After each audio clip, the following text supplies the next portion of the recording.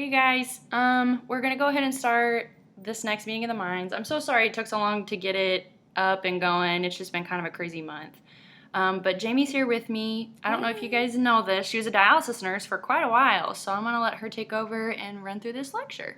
Hey guys. Hope everybody's doing okay today. Hope we don't bore you too much with this. Katie's done all the legwork. I'm just here to help. Okay, so what is dialysis? Obviously, we know dialysis is the removal of substances from intravascular circulation by filtration.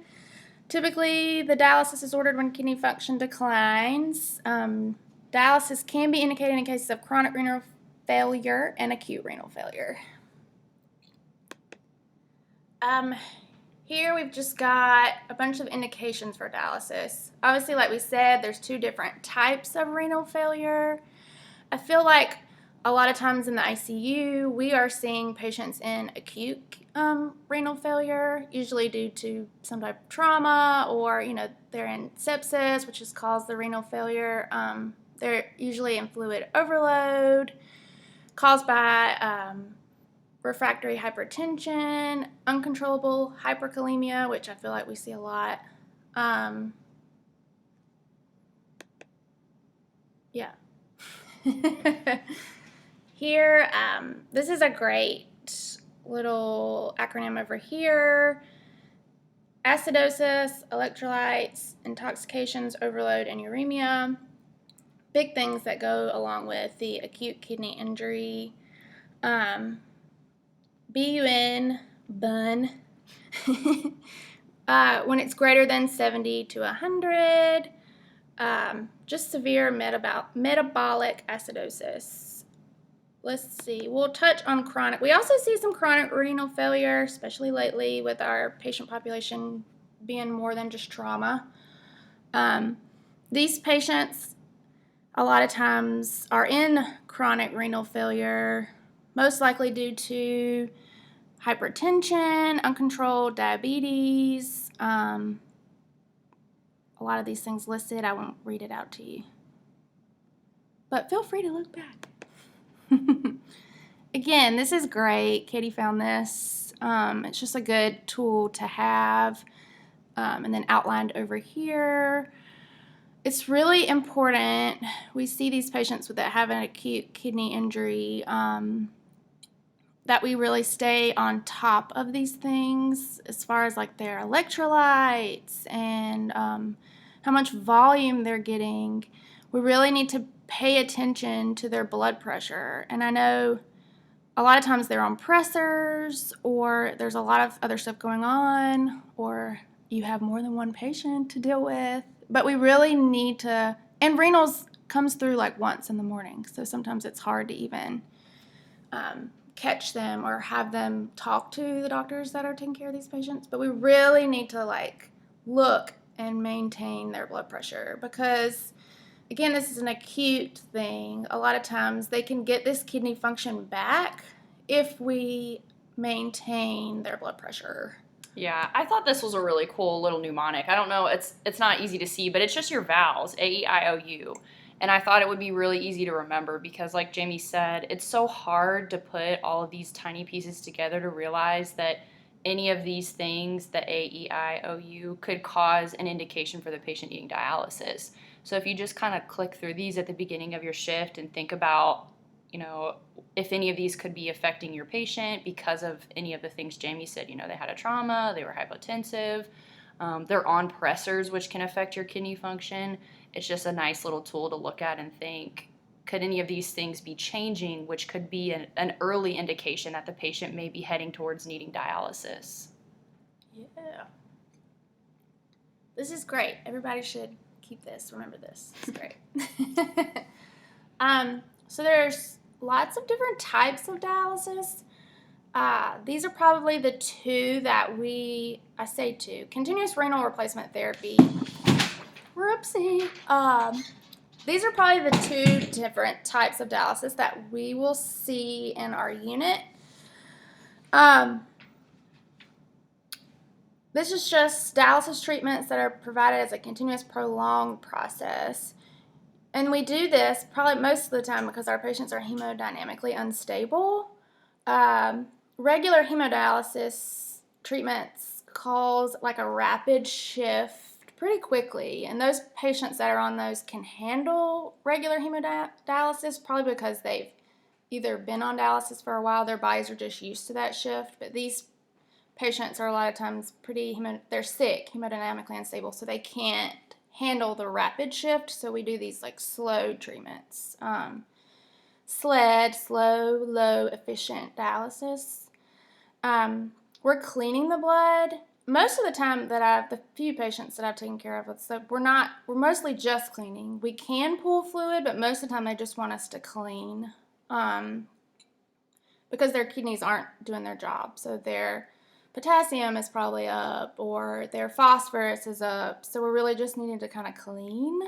And then the slow, continuous ultrafiltration, the scuff. This is where we're pulling fluid.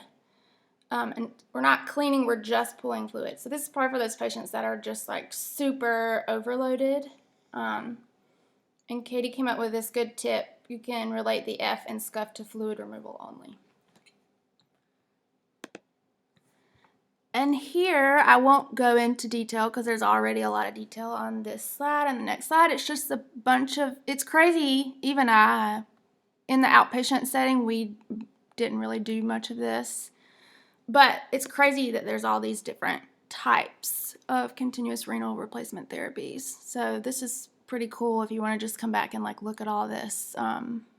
Yeah, so one of the dialysis nurses gave me this paper, and it just basically the first form of CRRT therapies on here is the scuff, which we talked about, but then I went ahead and blew up this paper because it's so tiny. So scuff is the first slide, and then these are all other forms of SLED, which I thought was really interesting. Obviously, it's so much more information than we will ever use in our setting, but I just put it on here because I thought it was pretty cool.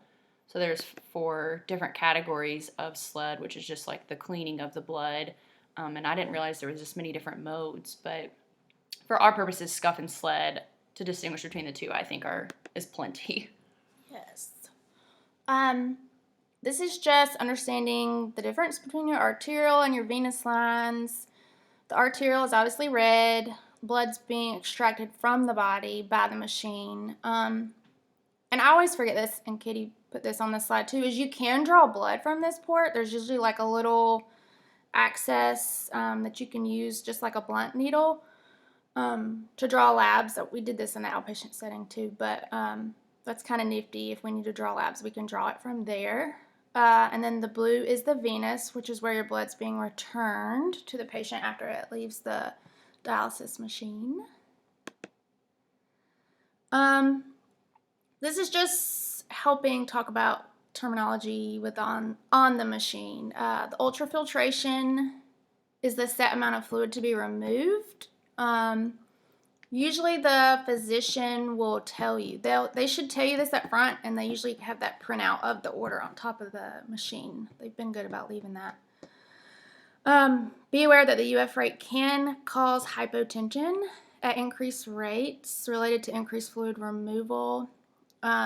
If you notice your blood pressure is dropping with a set UF rate, you can always call the physician or even call it's sometimes easier to get in touch probably with the dialysis RN, and they'll probably tell you to go down on your UF rate, especially if the patient doesn't have a PRN order for albumin, which I don't know if we do much they don't like albumin. Yeah, not really.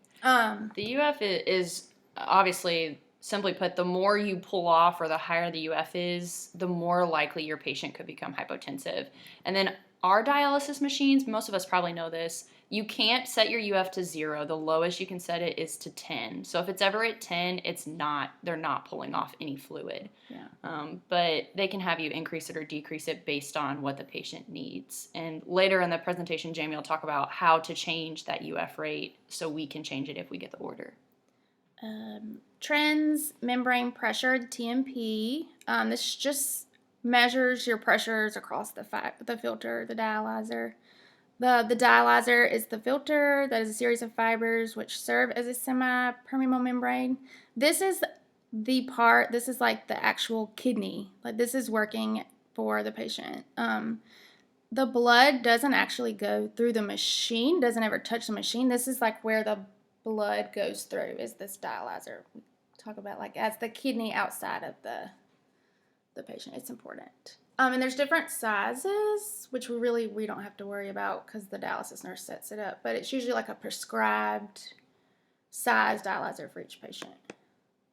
I digress. Here's the screen that we all see on the machine. Here's your UF goal, UF rate. This is what we were talking about as far as like if it's 10 right here, then we're not pulling. These numbers, the dialysate flow is usually put in by the dialysis nurse. It's part of the order. Your temperature, conductivity here, which we'll talk more about. Your pressures, your GMP. And then the only thing that we have to really be careful that we chart at the end is the UF removed. So we'll talk about takedown later, but make sure that you at least write down your UF removed, because that's the total amount of fluid that was removed from the patient during the dialysis run. And we do have to chart that, or else it doesn't come across in Cerner and people can't see how much fluid we took off the patient, which is super important if we're measuring, intake and output, that we record that we took off, 2.5 liters from the patient. Very true.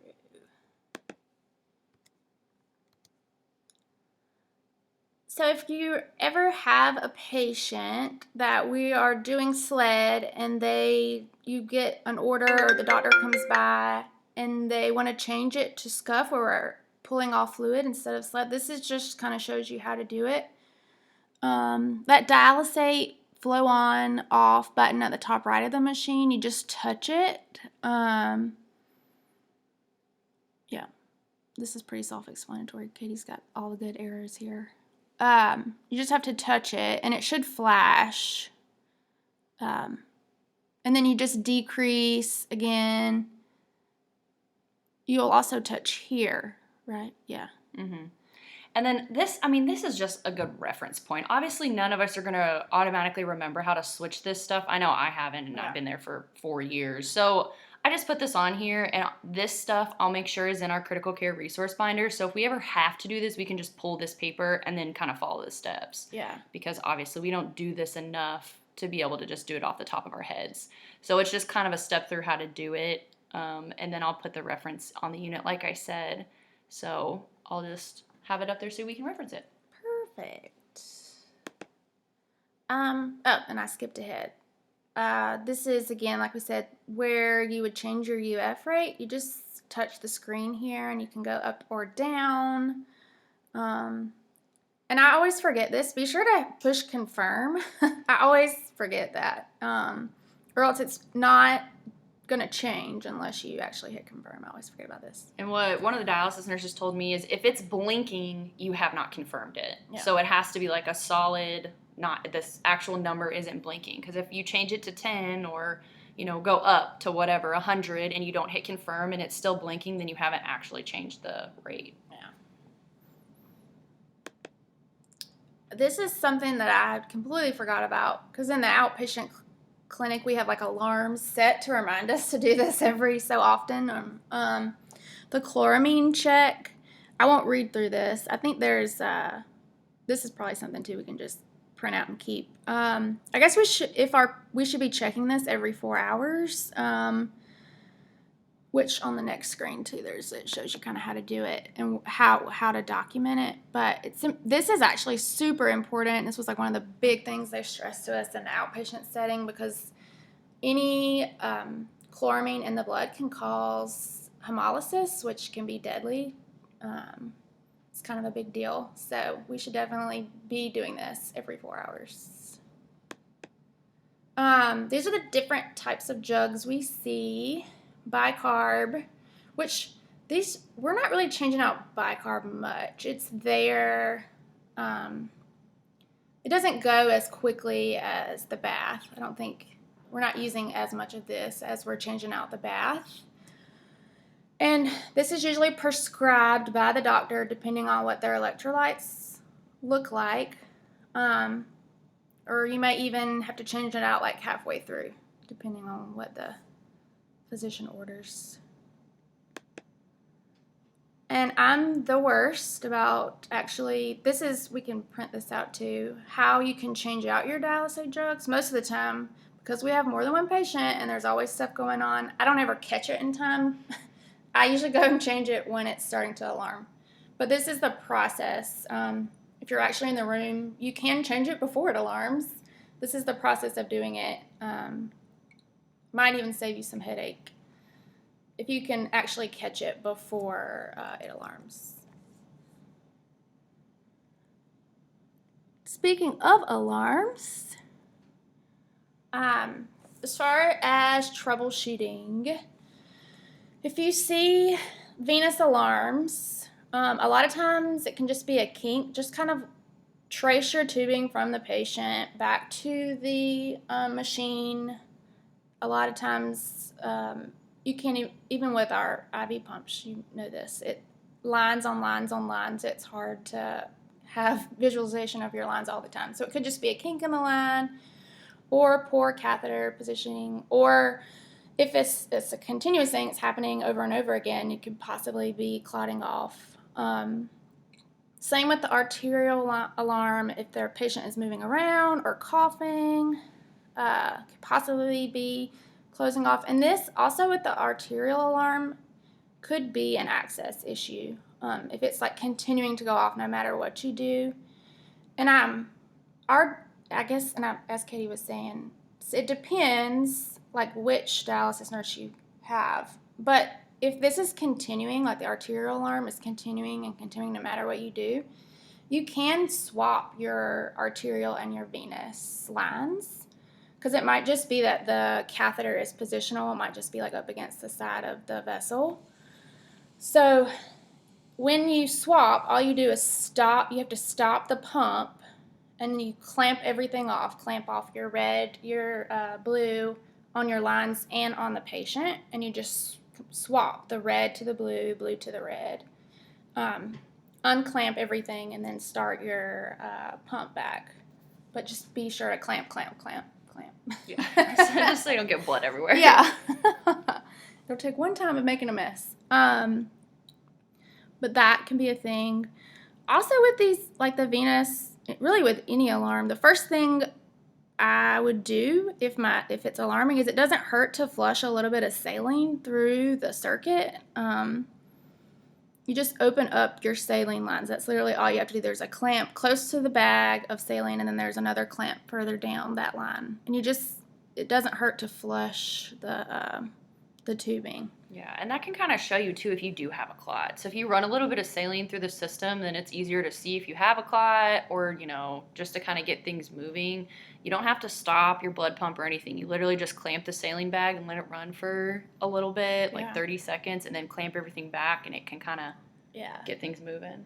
Just be sure to keep an eye. Be sure you clamp it back, because if you let that saline bag run dry, you can get air into your system, and it is a dialysis nurse's worst nightmare, because a lot of times if you can't catch it, you have to start out, like we would have to call the nurse, and they'd have to re-string the machines, pain in the butt. And the bags run quick, yeah. So stay at the bedside when you unclamp it and flush it. Definitely. The TMP alarm, this is a big one. It's probably clotting off. This can happen right after a conductivity alarm. Like if you let the jugs run dry, it's going to alarm conductivity for a while, and it also will probably alarm the TMP. This is a thing, you just hit, like addressing the alarms over here, as Katie's got. You hit reset, override, but pay attention, because a lot of times when the conductivity alarm goes off, your blood pump is still moving, but once it swaps to a TMP alarm, a lot of time your blood pump stops. So your blood's not circulating. So you have to reset and start your blood pump back. So just be sure you're paying attention to your blood pump too, because the longer that your blood pump is stopped, the higher risk you are of causing more clots because the blood's just sitting there in the lines. Obviously, addressing the alarms, identify. Just look at your lines. Just kind of quick view. Hit reset, override, and obviously, like I said, start stop. And then if it continues to do this, I would say for more, like if it's doing it 2 or 3 times, I would definitely call the dialysis RN, like in a timely manner, because this is their blood, and it's a lot of blood out of their body at one time, and we're continuously transfusing our patients because, they're hypovolemic, so that's a lot of blood that they lose every time we clot off these lines, so it should just stay on top of it. Yeah, I mean, we all know what a dialysis alarm sounds like, and I think we have such great teamwork on our unit that, like, if you hear someone's dialysis pump alarming and they're in the middle of something, please go get their dialysis pump, because literally a matter of minutes can be the difference of this patient continuing to run for the rest of their ordered time, or possibly them clotting off and losing all of that blood that we've already pulled out of their system. So it is important to get to the dialysis machine in a timely manner and just to keep the blood pump at least running until we can either fix the problem ourselves or get the dialysis nurse up there. Yeah. So dialysis takedown, even though I've done this a million times, I always still use that little sheet that they have hanging on the clipboard on top of the machine. But the big thing is just to open the 3 O's, override, open, off. Just hitting override kind of spreads out your alarms, so it's not annoying you or the patient if they're awake. Open up your saline and then clamp. Katie's got the nice arrow there. Clamp off with the hemostat right there on the arterial. Yeah, and the hemostat is resting on this little like pigtail. You clamp it below this like line here, so it's confusing because it's not actually where it's clamped. They'll leave it there or put it up on the like IV pole, and you clamp it on this far left side, like kind of here where the arrow is in this ballpark, and then you can start to return. And let it run until they used to teach us the blood gets kind of watermelon-y colored. And then you can stop and clamp everything back off. We also, and it was more so an outpatient setting, we also need to be aware of how much fluid we're giving them back if we're trying to get fluid off. So it's good to pay attention how much you're giving them back with their blood.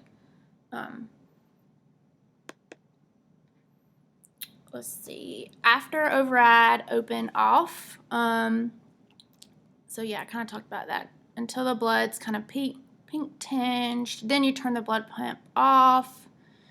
Make sure you clamp everything, all 4 clamps. We don't return the arterial blood. Sad face. And then use that dialysis kit to take them off in as sterile as you can do manner. Then always double check. It usually says on these catheters, if you can look at the lumens, it'll say on there how much, how many mLs need to be put in those. So that makes it kind of easy. Yeah. Each catheter can vary the Shileys in how many milliliters of heparin should be installed. So just make sure you check, because if not, then you're basically giving your patient an IV heparin bolus if you don't give them the appropriate amount. Yeah. And then I didn't put it on here, but we all know to tape those lumens shut, because nothing should be infused in the heparin locked lumens, because again, if you push something behind those without removing the heparin, you're bolusing your patient with heparin. Correct. But yeah, here you Yeah, and then lastly, I really wanted to get together with Brian to make a video just on the dialysis machine, but he's been pretty busy. So I found these videos that Mike, one of our dialysis nurse, has made. I'm not going to play them for you. They're like between 5 to 10 minutes each, and it is the process of takedown. So, obviously we're just explaining it through a slide, but this is the actual visual that he goes through the process of takedown and tells you how to do it. So they're there for reference if you guys want them. And I think that's pretty much it. Just kind of a quick overview. And obviously, Jamie's on day shift. I feel like day shift takes down significantly less than night shift. So feel free to grab her or whoever, and I'm sure we could go through any of this in person as well. And if you guys really want us to make a video, we can always look into doing that. Next time we take a patient down and we're there together, we could just video the machine of takedown. But I hope this was helpful, and thank you guys for watching. Thanks, guys.